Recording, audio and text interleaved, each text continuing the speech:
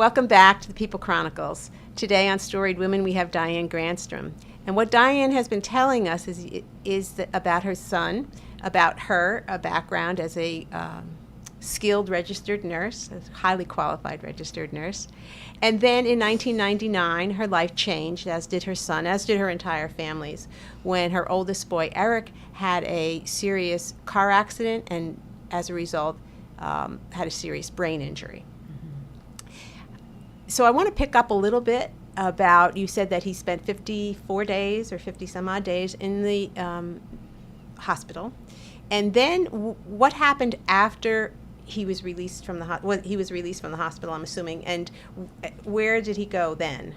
He went to a local nursing home. Now, the hospital was trying to get him released sooner than that, but no nursing homes would take him. They thought he was young, he was going to require a lot of care for probably another 30 years, and they didn't want to spend that kind of money, so they sent out 57 referrals to 3 states, and nobody would take Eric. And it was kind of the beginning of nobody would take Eric. Nobody would take him to rehab. Nobody would allow this. Nobody would allow that. And so I had to work to change that. But anyhow, so this is the beginning of, when we're going back to what you want people to remember, this is the beginning of you hearing no and just not taking it for an answer. Yeah, and it wasn't that I was unrealistic. A lot of people seem to imply that I was unrealistic or even bitchy, and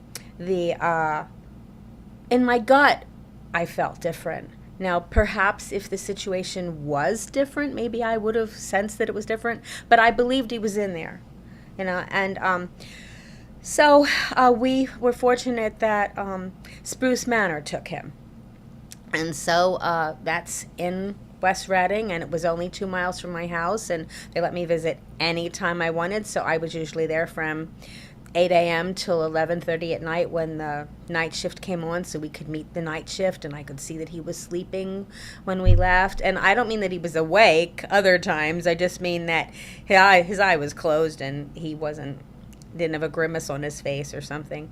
Okay, so how long did he stay in the rehab? 13 months. Well, it was a nursing home. Nursing home. Yeah, it was 13 months. It took me 13 months to get him home because administrators and powers that be felt I didn't have a support system. I have a very small family, and I didn't have people who could help me, so they didn't want me to take him home. And just a little footnote to that. When I said before that Diane is 5 feet, how tall is Eric? He's 6'2" and weighs about 170. Okay, so you can see where they were thinking that maybe you can't do it and physically manage to. But you did physically manage to, because you didn't listen to these naysayers. And Eric was discharged, and he has come home to your home now. And how is he doing? How is he doing now? Right now, he's happy to be alive. Now, there are a lot of things that let's call them challenges. Some people will say they're deficiencies, whatever. But one of the things that keeps me going is that Eric is happy to be alive. He's happier than most people. Eric is half blind in both eyes. That's something called left hemianopsia. And it means that those visual fields are missing. And by missing, it means he's blind there. So it interferes with depth perception. And if you're going for a ride and you're looking out the window, you don't see that well. And he, for years we did have some TV, and then he decided when our TV broke he didn't want it back in. He didn't want TV. But anyway, he can sit. He can talk. He started speaking a little more about 7 or 8 years ago. He defied all the logic. So if you have a head injured patient out there, and people say, well, the further away from the accident, the harder it is to improve, the worse the prognosis. It wasn't that case in Eric. He said a few things maybe in like 2002 and then didn't say much again, but he can make his wishes known. He doesn't speak clearly. Some people have trouble hearing him, but about 7 years ago he started talking. One morning he just said, "Morning, Mom," in like this sing-songy way. I about jumped into the ceiling, and I made him say it about 100 times that day. And I want to make sure it just wasn't a one-time fluke. Sure. And then I told him he could say "Morning, Mom" for the rest of his life. I didn't care what time it was, and he still says "Morning, Mom" like at 10 o'clock at night or whatever. But and every time I ask him if he's happy, he is happy. Now his, I think what he says, what did he say to you about that being happy? Well, he says thank you a lot. One of the things he said, maybe 2 years ago, right before Christmas, he said, "Thank you, Mom." And I said, "You're welcome. For what?" And he said, we also call him the man, and he calls himself the man. So he said, "For giving birth to me, the man." Now, of course, that made me cry, and I swear I cried the first 100 times he said it, because I thought that was very profound and extreme show of gratitude, and what a beautiful way to express it.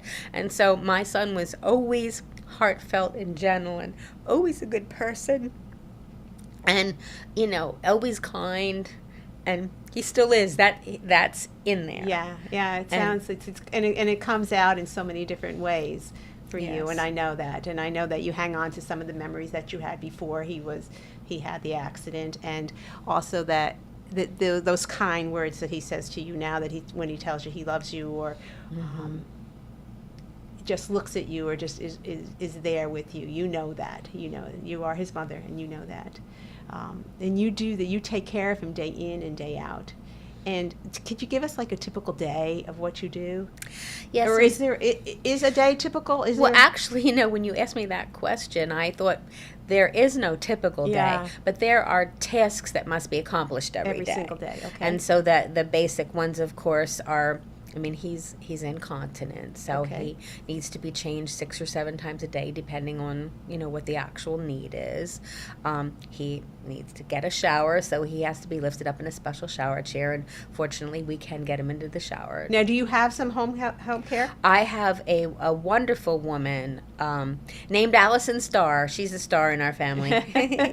And she started about 5.5 years ago, and with Eric, like with head injuries, everybody's different. So although there might be some similarities, like left hemianopsia, a diagnosis like that, will be that with everyone who has it, but for him, you have to get to know what he means. You have to know his body. So if you're lifting him up to get him on the shower chair, you have to feel how to do it. So she worked for me for 2 years before I let her give him a shower completely by herself, into the chair and whatever.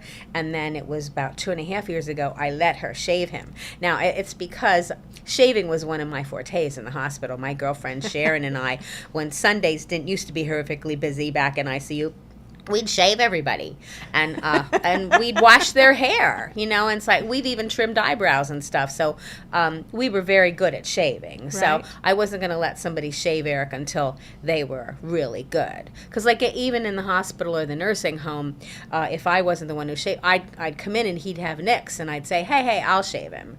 And so. So do you shave with a razor or with an electric? I shave with a razor because I'm not coordinated enough to use an electric one. And I know everybody says electric's easier.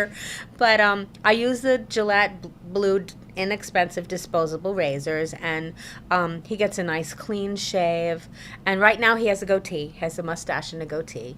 And one year for the heck of it, we let everything grow wild. So he had a big wild beard and wild hair. He looked like Grizzly Adams.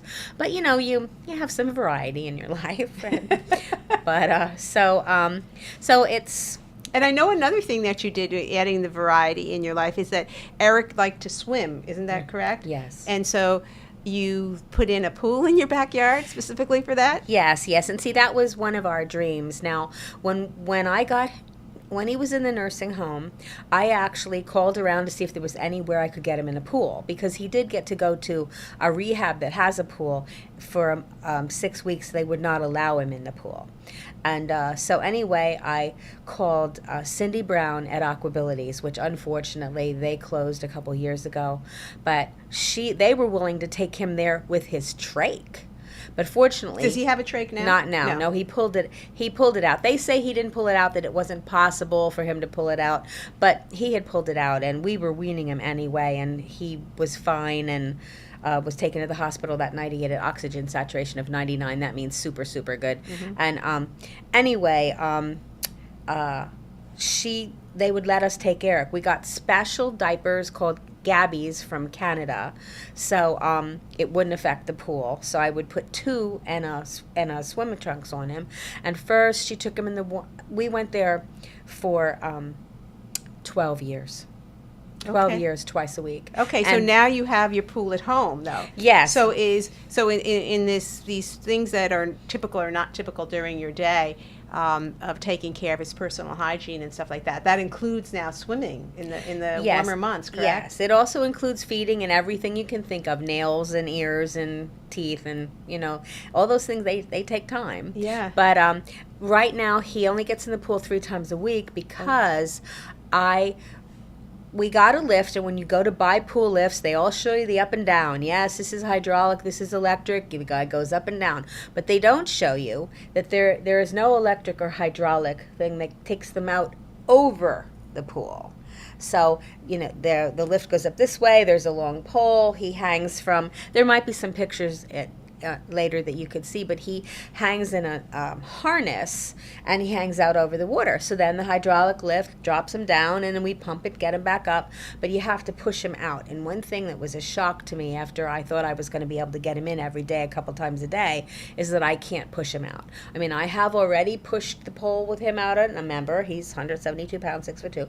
I've already pushed it out with all my strength, but could not get him back. Because when you're getting it back, you're picking up a soaking wet harness and his soaking wet clothes, and I can't get him back. So fortunately, I've had some wonderful helpers in our lifetime. I had John Bachman, who helped me walk him on land for 10 years, and now we have CD, his Carl Wolf, and he helps me walk him, and he helps me in the pool. So we CD pushes him all the way out and pushes him all the way back. So nothing is really easy.